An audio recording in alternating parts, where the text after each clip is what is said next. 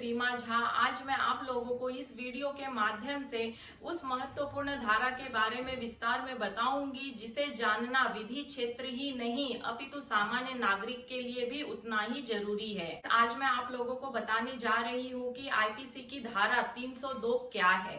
IPC की इस धारा 302 के अंतर्गत क्या अपराध आता है और फ्रेंड इस धारा के अंतर्गत क्या सजा का प्रावधान बताया गया है, इसमें जमानत से संबंधित क्या नियम है, इस विषय को भी हम यहाँ देखेंगे। आईपीसी की धारा 302 के अनुसार जो भी कोई किसी व्यक्ति की हत्या करता है तो उसे मृत्यु दंड या आजीवन कारावास और साथ ही जुर्माने से दंडित किया जाएगा। यहाँ अपराध जो कि हत्या करना है इसके लिए सजा मृत्यु दंड या आजीवन कारावास का प्रावधान किया गया है, साथ ही आर्थिक दंड भी लगाया जाएगा। आपको बता दूं कि यह एक गैर जमानती संज्ञेय अपराध है और यह केवल सत्र न्यायालय द्वारा ही विचारणीय है।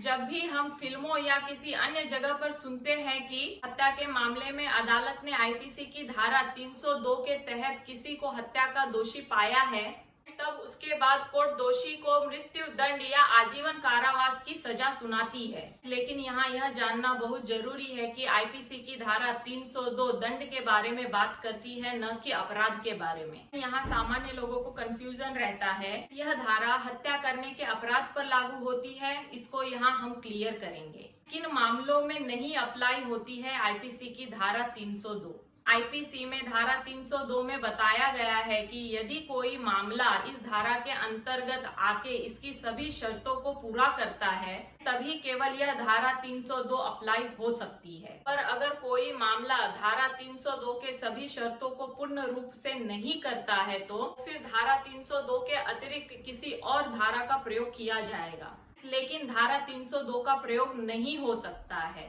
जब भी धारा 302 का मुकदमा होगा तब जिरह के समय कोर्ट में हत्या करने वाले व्यक्ति के इरादे को प्रूफ किया जाएगा। अगर ऐसा सिद्ध हो जाता है कि हत्या करने का इरादा था तब धारा 302 के मुताबिक सजा सुनाई जाएगी। लेकिन कुछ मुकदमे इस तरह के भी होते हैं जिनमें एक व्यक्ति द्वारा एक व्यक्ति की हत्या तो की जाती है लेकिन उसमें मारने वाले व्यक्ति का हत्या करने का इरादा नहीं होता है। तब इस तरह के सभी मामलों में आईपीसी की धारा 302 के स्थान पर आईपीसी की धारा 304 का प्रयोग करके इस धारा अर्थात 304 के मुताबिक सजा दी जाएगी। यहाँ मैं आप लोगों को यह भी बता दूं कि धारा 304 में मानव वध के दंड के बारे में बात की गई है। इसमें किसी भी मानव वध के सजा के लिए मृत्यु दंड के स्थान पर आजीवन कारावास या 10 वर्ष तक का कारावास के साथ साथ आर्थिक दंड की सजा दी जा सकती है। मानव वध और हत्या क्या है?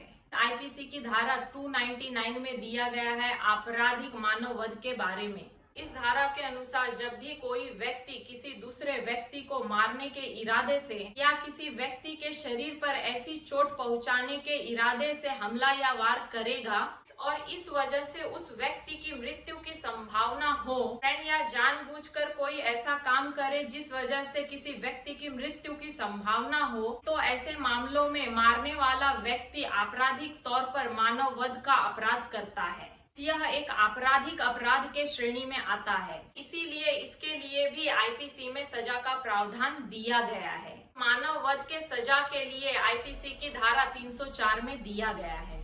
जैसा कि अभी मैंने आप लोगों को बताया, उसके अतिरिक्त किसी अन्य तरीके से मृत्यु होती है तो वह मानव वध न होकर हत्या की अपराध की श्रेणी में आएगा और उसके लिए आईपीसी की धारा 302 के तहत सजा दी जाएगी। शरीर के महत्वपूर्ण हिस्से पर किया गया एक वार के बारे में अभी हाल ही में सुप्रीम कोर्ट द्वारा यह बात दोहराई गई है कि अगर किसी व्यक्ति द्वारा किसी दूसरे व्यक्ति पर किया गया एक ही वार में अगर मृत्यु हो जाती है तो वह मामला हत्या का मामला बनेगा। गौर करने वाली यहाँ एक महत्वपूर्ण बात यह है कि यहाँ चोट या वार शरीर के महत्वपूर्ण हिस्से पर ही किया गया हो।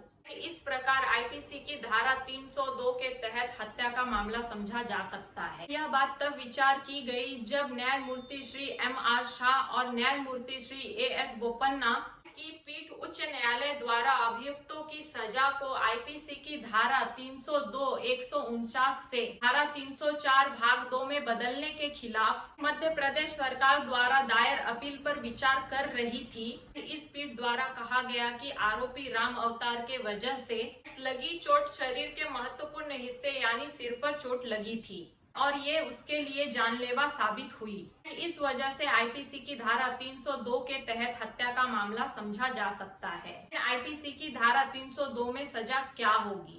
यहाँ अपराध जो कि हत्या करना है, इसके लिए सजा मृत्यु दंड या आजीवन कारावास का प्रावधान किया गया है। साथ ही आर्थिक दंड भी लगाया जाएगा। आपको बता दूं कि यह एक गैर जमानती और संज्ञेय अपराध है और यह केवल सत्र न्यायालय द्वारा ही विचारणीय है।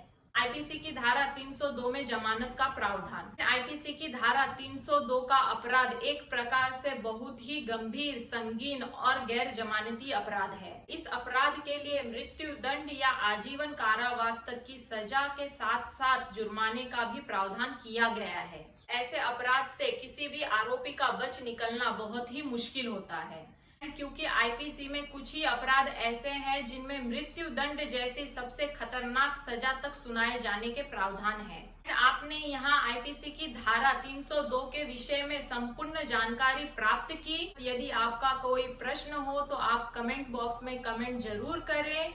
वीडियो पसंद आए तो उसे शेयर जरूर करें, हमारे वीडियो को लाइक करें, हमारे चैनल को सब्सक्राइब करें, बेल आइकन का बटन दबाना ना भूलें।